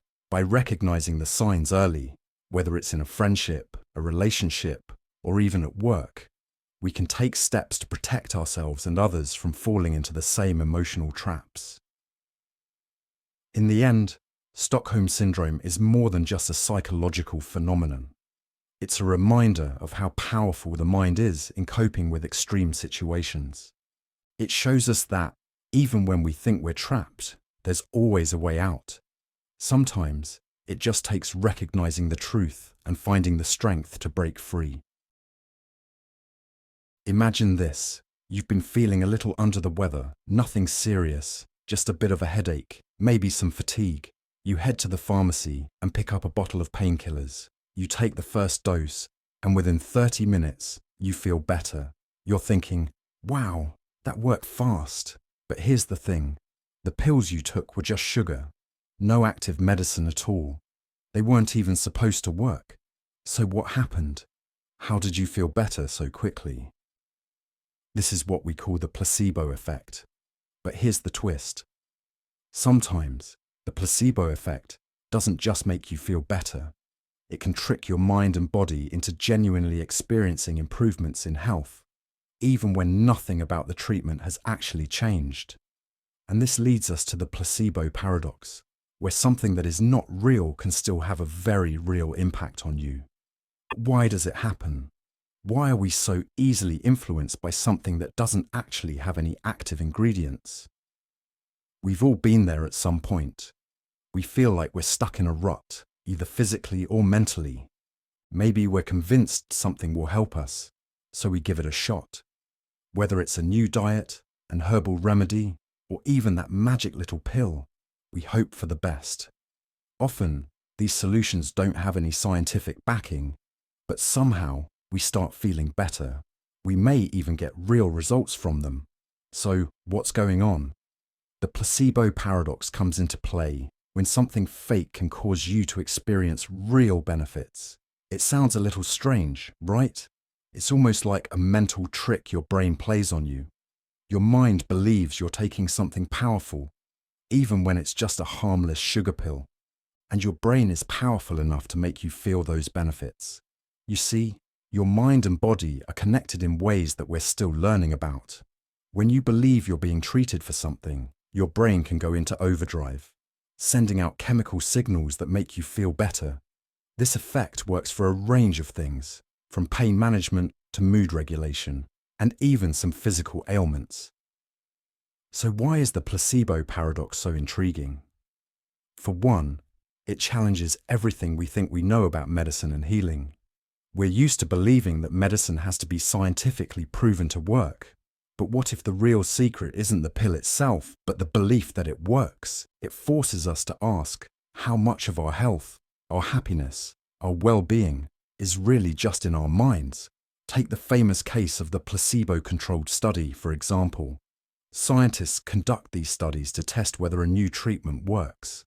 In one experiment, patients with chronic pain were given either a real painkiller or a placebo, basically just a sugar pill. But here's the kicker. Many patients who received the placebo reported feeling better, with their pain easing significantly. This wasn't because the sugar pill worked, but because their brains believed it worked. Their expectations shaped their experience. This result not only shows how powerful the mind can be, but it also points to a fascinating truth about how we experience the world. Our perception can sometimes be stronger than reality. But the placebo paradox doesn't just work in the realm of medicine. It shows up in everyday life in ways that might surprise you. Think about it. When you're convinced that something is going to work, whether it's a new fitness routine, a self-help book, or even a skincare product, you often start seeing results simply because you believe it will work. It's like when you buy a new product and start using it, and suddenly you think your skin is glowing or your energy levels are up. In reality, your body didn't change overnight. Your mindset did. You felt the benefits because you expected to feel them. Your brain was essentially tricked into delivering those results. Now, let's talk about how this paradox can cause some real complications. For one, it can lead people to believe in treatments that aren't necessarily good for them. Imagine someone who's struggling with chronic illness and they start using a placebo cure, like a miracle supplement. They may feel better temporarily, but the underlying problem might still persist. The placebo effect can give them a false sense of hope, causing them to delay seeking proper medical care. This could make the real problem worse over time. It's a tough balance.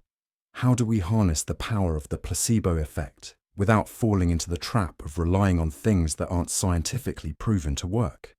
On the flip side, the placebo paradox also shows us the potential power of belief. If the mind is so powerful that it can make us feel better simply by expecting a cure, what does that say about our ability to influence our own health and happiness? Maybe there's more to our well-being than just the physical treatments we get from doctors. Maybe how we think about our bodies and our lives has a larger impact than we realize. Let's take another real-world example to illustrate the power of belief in the placebo effect. In a famous study done in the 1970s, a psychologist named Dr. Henry K. Beecher conducted a trial where soldiers who had been injured in World War II were given either a real painkiller or a placebo. Despite receiving no active medicine, many of the soldiers reported feeling much less pain after taking the placebo. In some cases, their pain relief was just as significant as those who received the real drug. This study showed that the mind's ability to create a sense of healing could be just as powerful as actual medicine. So, why should you care about the placebo paradox? Well, it's all about recognizing the power of belief in your life. It doesn't mean that you should rely on fake treatments or avoid professional care, but it does highlight the importance of your mindset when it comes to your health. Your thoughts, expectations, and beliefs can influence your reality in ways you might not even realize. If you can tap into that power, whether it's through positive thinking, meditation, or simply believing that something is going to work for you, you may find that your body responds in ways you didn't expect. In the end, the placebo paradox isn't just about sugar pills or medical experiments. It's about how we interact with the world around us, how we influence our own outcomes, and how our brains can sometimes work miracles when we believe in something. It's a reminder that the mind is far more powerful than we often give it credit for. And who knows? Maybe the next time you feel under the weather or need a little boost, it's not the pill you take, but your belief in it that makes all the difference. You're stuck in a rut at work. Every time you try to take on a new project or suggest an idea, it feels like it's met with resistance. Over time, you start doubting yourself. You start thinking, what's the point? Nothing I do makes a difference anyway. You begin to accept this feeling, believing that no matter what you do, the outcome will always be the same. You feel powerless and your motivation fades. Now, what if I told you that this feeling of helplessness could be more than just frustration? It could be a psychological pattern, something that can seriously affect your life without you even realizing it. Let's dive into the idea of learned helplessness and how it can sneak its way into your thoughts, behaviors, and decision-making. You see, many of us experience some form of helplessness at one point or another. It's that sense of, I can't control this, so why bother trying? This feeling shows up in all kinds of ways. Maybe you've tried and failed so many times that you just give up trying altogether. Or maybe you've been in a toxic situation for so long that you start to believe there's no escape. The frustrating thing is, you're not the only one. A lot of people experience this kind of mindset, and it's often more common than we think. But here's the kicker. Most people don't even know they're experiencing it. They may think it's just how things are, or that it's just a phase they'll eventually snap out of. The truth is, when people get stuck in this mindset, they can unknowingly start making choices that reinforce their feelings of powerlessness, and that's where the concept of learned helplessness comes in. Sure, so what exactly is learned helplessness? In the simplest terms, it's when someone believes they have no control over their situation because they've been conditioned to think that way. It happens when someone has experienced repeated failures or struggles that they can't seem to change. So they start believing that no matter what they do, things won't improve. Over time, this belief becomes internalized, and they stop trying to change anything, even when opportunities to improve might be right in front of them. It's almost like putting up an invisible wall around themselves, thinking they're trapped, when really they might not be. Now, why does this matter? Well, learned helplessness doesn't just affect a person's mood or outlook. It can have a huge impact on how they live their lives. Let's say you're in a job where you feel like your efforts are always ignored. The more you try and fail, the more you might convince yourself that your hard work isn't worth it. Eventually, you may stop striving for success or trying to get ahead because you don't think it'll make a difference. Your performance at work dips. You're not motivated to try new things, and your relationships with colleagues might even suffer. It becomes a self-fulfilling prophecy. This mindset isn't just limited to work either. People can experience learned helplessness in their personal lives, relationships, and even in their health. For example, someone who has been trying to lose weight for years without success may begin to think that no matter how hard they try, they'll never achieve their goals. Over time, they may stop trying altogether, or they may engage in unhealthy behaviors, simply accepting that things will never change. What started as a failure or setback turns into a limiting belief that affects their entire approach to life. So where does this come from? How does it develop in the first place? The root of learned helplessness is often found in repeated exposure to uncontrollable situations. A classic experiment from the 1960s, conducted by psychologist Martin Seligman, gives us a powerful illustration of how this works. In the experiment, dogs were placed in a situation where they received electric shocks that they couldn't escape from. After being exposed to these uncontrollable shocks for a period of time, the dogs learned that no matter what they did, they couldn't stop the shocks. Eventually, when the dogs were put into a new situation where they could escape the shocks, they didn't even try to move. They had learned to be helpless simply because they had been conditioned to believe they had no control over their environment. What Seligman found in his study is crucial. Once the dogs experienced repeated failure to escape their discomfort, they stopped even trying to avoid the shocks. They didn't attempt to move to a safer area, even though they had the opportunity. This behavior wasn't just physical, it was psychological. The dogs had internalized the idea that nothing they did would change the outcome, and that belief led them to stop trying to escape. Now, imagine how this concept applies to humans. People who have faced repeated setbacks, whether in their jobs, relationships, or health, can develop this same kind of learned helplessness. When people feel like their actions don't lead to positive results, they may stop trying altogether. It can happen in any situation where someone feels powerless or trapped, and it can become a cycle where the lack of effort results in even fewer opportunities to succeed, which reinforces the feeling of helplessness. Over time, this becomes a deeply ingrained belief system that can affect all areas of life. But here's the good news. Learned helplessness is not permanent. It's a pattern, not a fixed trait. Once you recognize it, you can start to challenge those negative beliefs and take steps to break free. Small, manageable changes can help a person feel like they have more control over their situation. For example, when someone who feels stuck at work takes on a new project, even a small one, and experiences success, it can start to shift their belief that nothing they do matters. With the right mindset, they can begin to take back control. In conclusion, learned helplessness is a psychological pattern that happens when people believe they have no control over their circumstances because of repeated failures or struggles. It can show up in work, relationships, health, or any area where a person feels powerless, but recognizing this pattern and understanding how it works is the first step toward breaking free. With awareness and small actions, it's possible to overcome learned helplessness and regain a sense of control. Remember, just because something feels hopeless now doesn't mean it always will. You have the power to change your mindset and ultimately, your life. Have you ever been in a situation where someone is upset with you, and instead of talking about it, they just go silent? At first, it might seem like a normal reaction. Maybe they're just processing things or need some space. But what if I told you that silence can sometimes be used as a tool to control or manipulate you? That's right. We're talking about the silent treatment, a form of psychological manipulation that can have a deep impact on relationships, whether it's with family, friends, or even your partner. Now, you might be thinking, isn't giving someone the silent treatment just a way to avoid conflict?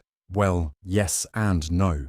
While it's true that many of us have probably used or experienced silence as a way to cool down during a heated moment, it's also something that can be used intentionally to control the other person's emotions or behavior. Silent treatment isn't just about avoiding an argument. It can be a way to manipulate the other person into feeling guilty, anxious, or desperate for your attention. It's easy to dismiss the silent treatment as a minor issue, something that's just a temporary annoyance. But when it becomes a regular tactic, it can deeply affect a person's mental and emotional well-being. We've all been there, right? That moment when someone you care about stops talking to you for no apparent reason, you start wondering, what did I do wrong? You might feel a mix of confusion, frustration, and even sadness. The longer the silence stretches on, the more you begin to question yourself. That's when it stops being just silence. It becomes a powerful form of manipulation. So let's break down exactly what the silent treatment is. It's essentially when one person deliberately ignores or refuses to communicate with another as a way to punish them or gain control. It's not just about being quiet or needing time to think. It's about using silence as a tool to make the other person feel isolated, powerless, or desperate to fix things. Instead of talking things out, the person using the silent treatment forces the other person into a state of confusion, wondering what's wrong or how they can make things right. Now, you might be wondering why this behavior even matters. Why should we care if someone is giving us the cold shoulder? Here's why. The silent treatment can cause deep emotional harm over time. It chips away at a person's sense of security and self-worth. Imagine being in a relationship where you feel like you can't communicate openly because every time there's an issue, your partner shuts you out. It starts to feel like you're walking on eggshells, always second-guessing yourself and wondering what you might say or do next to avoid that silence. And the longer it goes on, the more you might start to doubt your own feelings or even your worth in the relationship. What makes the silent treatment so powerful is that it plays on our natural desire for connection and validation. Humans are social creatures. We thrive on communication, affection, and emotional bonding. So when someone deliberately withholds that from us, it creates a sense of longing, confusion, and even fear. It's a form of emotional control that can be hard to recognize, especially when it's happening in a relationship that you care about. Let's take a look at an example from a popular TV show that many people can relate to. In the show Friends, Ross and Rachel go through a lot of ups and downs in their relationship. There's a famous scene where Ross gives Rachel the silent treatment after they have a fight. At first, Rachel is left completely confused, wondering what she did wrong. The longer Ross stays silent, the more desperate Rachel becomes, trying everything she can think of to make him talk to her again. This is a perfect example of how silence can be used to manipulate someone emotionally. It's not just about cooling off, it's about making the other person feel guilty or insignificant, and in turn, forcing them to do whatever it takes to earn back your attention and affection. The silent treatment isn't just limited to romantic relationships. It can happen in families, friendships, and even workplaces. For instance, have you ever had a friend who stopped talking to you for days, maybe even weeks, because of something small? At first, you might try to figure out what happened, but eventually, you start to feel like you're walking on eggshells around them, afraid to say or do the wrong thing. In these situations, silence can be a weapon, one that makes you feel like you're constantly trying to get back into the good graces of the other person. So, why does this happen? Why do some people use silence as a way to control others? There are a few reasons behind this behavior. First, it's a way to avoid confrontation. Instead of facing an issue head-on, some people find it easier to shut down communication altogether. It might be that they don't know how to express their feelings or don't want to deal with the discomfort of a confrontation. Another reason is that it's a way to regain control in a situation. When someone withholds communication, it puts the other person in a vulnerable position, leaving them desperate to figure out what went wrong. But here's the thing. While the silent treatment might seem like an easy way out for the person using it, it's a form of emotional manipulation that can deeply affect the person on the receiving end. Over time, this tactic can break down trust and damage relationships, leaving both parties feeling hurt, confused, and unfulfilled. The best way to handle the silent treatment is to recognize it for what it is and not let it control you. If you find yourself on the receiving end of this behavior, try not to internalize the silence. Remember, it's not about you. It's about the other person's inability to communicate effectively. It's important to stay calm. Avoid playing into the manipulative behavior and instead try to address the issue in a healthy, direct way. If it's happening in a relationship, communication is key. Speak up about how it makes you feel and try to work through the issue together. In conclusion, the silent treatment isn't just about ignoring someone. It's a form of psychological manipulation that can leave lasting emotional scars. Understanding its impact can help us recognize when it's happening and give us the tools to address it head-on. After all, silence might be powerful, but communication is far more powerful in building trust and healthy relationships. You're hanging out with a friend, maybe at a cafe, just chatting casually. Everything seems fine, but then they drop a comment, something like, "Wow, you're looking pretty good today." I mean, for someone who usually looks like you. It's a weird comment, right? It feels like a compliment, but then there's something off about it. Maybe you brush it off at first, but as the day goes on, you start thinking, wait, why did they say it like that? That feeling of confusion, mixed with a little bit of self-doubt, is actually a classic sign of something called negging. So, what is negging? And why is it such a big deal? First off, it's not always easy to spot. Negging can look like harmless teasing or jokes, but it's actually a form of psychological manipulation that can subtly lower someone's self-esteem. And it's not just something that happens in toxic relationships. It can be used in almost any type of interaction, whether it's with friends, family, or even strangers. So why does it matter? Well, because it can leave you feeling confused, insecure, and not even realizing you're being played. Here's the thing. Negging is all about making someone feel bad, but in a way that's disguised as a compliment or a joke. The person doing the negging might say something like, "You're pretty cute for someone who doesn't usually put effort into their looks," or, "I didn't think you'd be able to handle that task, but you actually did it pretty well." Notice how it seems like they're complimenting you, but there's a twist. That's what makes it so sneaky. It plants a seed of doubt in your mind, making you question your worth or abilities. You might be wondering, why does someone do this? And how can something that sounds so harmless cause any real harm? Well, the answer lies in the way human brains work. People crave validation and acceptance, especially from those they care about. Negging works by providing just enough positive feedback to hook you in, but it also throws in a little insult to keep you off balance. Over time, this creates a cycle where the person being negged starts seeking approval from the person who's throwing these comments, often to the point of feeling dependent on them. It creates this unhealthy power dynamic, where one person feels superior and the other feels inferior, even though it's not always obvious. Let's think about how this shows up in real life. Have you ever heard someone in a dating situation tell their partner, "You know, you're great, but I've dated girls who are way better looking than you"? Or maybe a friend says, "I like how you dress. Too bad you can't pull it off like that other person can." It might sound like they're giving a compliment, but in reality, these comments are designed to make the other person feel insecure, even if they don't realize it right away. It's a subtle form of control, and it can happen so slowly that the person being targeted doesn't even notice until they're feeling worse about themselves. Now, let's talk about why this matters. If someone uses negging as a way to manipulate you, it's not just about one comment. It's about how it affects your overall well-being. Imagine being in a relationship or friendship where you're constantly unsure of yourself. You might start second-guessing your decisions, your appearance, and even your value as a person.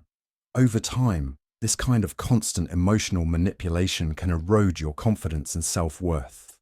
And you may even begin to feel like you need the person who's making these comments to feel good about yourself. That's when things can get really unhealthy. One famous example of how negging can show up is in dating, particularly in the world of pickup artists, where the goal is to attract someone through manipulation. A well-known tactic used by some people in this community is to neg their target, or, in other words, throw out subtle insults disguised as compliments to lower the person's self-esteem and make them more eager for approval. This might sound a little extreme, but it's a real thing. In fact, many people who've been in toxic relationships or situations have later realized that their self-esteem took a huge hit because of things like negging.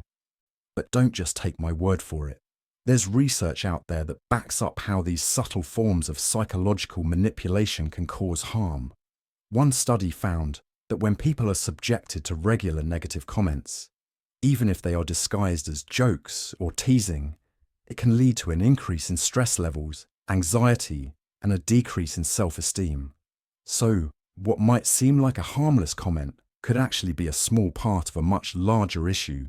So, how can we protect ourselves from negging, especially if we're not always aware it's happening? First off, it's important to recognize that nobody should make you feel bad about yourself, especially under the guise of humor or compliments. If something doesn't feel right, trust your instincts. Take a step back and ask yourself, is this comment really a compliment, or is there an underlying insult? Also, communicate. If someone is repeatedly making you feel bad, call it out in a calm, assertive way. If they truly care about you, they'll stop. If they don't, it's a huge red flag. Another way to protect yourself is by building up your own self-worth and confidence. The more you believe in yourself, the less likely you are to fall for these kinds of manipulations. Surround yourself with people who lift you up, who genuinely support you, and who value you for who you are. In the end, negging is a form of psychological manipulation that's designed to make you question your worth and keep you in a state of insecurity. It's subtle, it's sneaky, and it can have a serious impact on your self-esteem. But by staying aware, trusting your gut, and standing up for yourself, you can protect your confidence and prevent anyone from chipping away at your sense of self-worth. Remember, you are enough just as you are, and no one should make you feel otherwise. Imagine having an argument with a friend or a partner. Emotions are running high, and suddenly they storm out of the room, slamming the door behind them. You're left standing there, stunned, unsure of what just happened. It's like the conversation ended, but not in the way you expected. You try to reach out, but they've completely shut you out. Sounds familiar? You've probably experienced something like this in your own life, and chances are it's left you feeling frustrated and confused. Well, that door slam you just witnessed? It's more than just a dramatic gesture.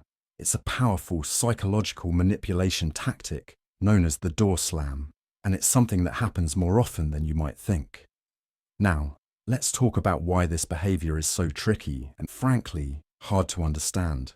When someone slams a door and walks away mid-conversation, we usually think it's about the immediate frustration or anger that's boiling over in the moment. But here's the thing. The door slam isn't just an emotional outburst. It's a deliberate action designed to create distance and control the situation. It's a way for someone to shut you down, emotionally speaking, without any real resolution. This type of behavior is especially common in toxic relationships or situations where one person is trying to manipulate the other. But the crazy thing is, many people don't even recognize it as manipulation. It just seems like a random act of anger or frustration. So, what exactly is a door slam in psychological terms? A door slam refers to a sudden, abrupt emotional withdrawal by someone, often without any warning or clear explanation. The person who uses this tactic will typically disengage from the conversation, ignore you, and physically or emotionally slam the door on any further communication. It's like they've completely cut you off, leaving you hanging with no way to resolve the issue. This behavior is often a tactic used by people who are avoiding confrontation or conflict resolution, but it can also be used to manipulate others into feeling guilty, anxious, or desperate for reconciliation. Why does the door slam matter, and why should you care? Well, let's break it down. At its core, the door slam can create a power imbalance in relationships, whether it's a friendship, a romantic relationship, or even at work. By slamming the door on communication, the person who's using this tactic is taking away your ability to voice your thoughts, feelings, or opinions. You're left powerless, not knowing what went wrong or how to fix things. This can lead to feelings of confusion, frustration, and anxiety, which are exactly what the person using the tactic wants to achieve. It's a way to make you question your actions, your emotions, and sometimes even your worth. You see, the door slam doesn't just end with the physical action. It's the emotional aftermath that can really leave a mark. If you've ever been in a situation where someone emotionally withdrew from you without explanation, you know how unsettling it can be. You end up trying to figure out what went wrong, second-guessing yourself, and possibly even apologizing for things you didn't do. The person who's using the door slam gets to control the narrative, while you're left to pick up the pieces. This kind of psychological manipulation can be especially damaging in close relationships, where trust and communication should be prioritized. Let's take a real-world example to show you how the door slam plays out in everyday life. Imagine you're in a romantic relationship, and there's a disagreement about something important. Instead of sitting down and having an open conversation, your partner suddenly withdraws and stops responding to your texts or calls. You try reaching out, asking what happened, but you get no answer. You feel rejected and confused, wondering if you did something wrong. Weeks go by and your partner refuses to talk to you, leaving you in the dark. You start to feel desperate, but you're unsure whether to apologize or move on. This is a classic example of the door slam in action. In this case, your partner used emotional withdrawal to avoid dealing with the issue directly, leaving you to feel powerless and lost. Now, why do people use this tactic? It's a way to control the situation without confrontation. Some people are simply uncomfortable with conflict, and instead of facing it head-on, they use the door slam as a way to shut down the conversation entirely. Others may use it as a way to manipulate you into feeling guilty or anxious, getting you to chase after them or beg for their attention. Either way, it's a tactic that puts the person on the receiving end at a disadvantage, making them feel as though they're the ones in the wrong. This is why understanding the psychology behind the door slam is so important. When you recognize that this is happening to you, it gives you the power to respond in a way that doesn't let the manipulator control the situation.